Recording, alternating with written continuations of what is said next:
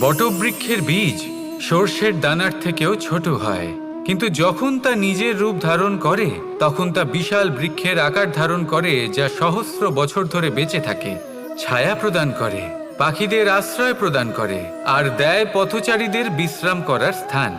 কেন? কারণ সেই ছোট বীজ তা মাটির ভেতরে গিয়ে নিজের খোলস ত্যাগ করে। অন্ধকারে থাকে সে, যতই আলো আসুক না কেন, যতই বর্ষা আসুক না কেন, সব সহ্য করে। আর তারপরে একটা চারা গাছ অঙ্কুরিত হয়, তারপর ধীর গতিতে একটা বিশাল বৃক্ষতে পরিণত হয়। দেখুন, জীবনে কঠিন সময় আসে, এই জন্য নয় যে আপনি হার মেনে নেবেন, এই জন্য আসে যাতে আপনি ভবিষ্যৎ নির্মাণের জন্য নিজেকে তৈরি করতে পারেন।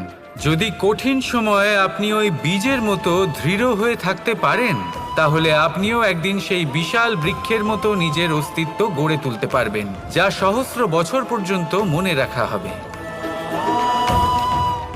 আসুন আমার সাথে ভালোবেসে বলুন, রাধা রাধা।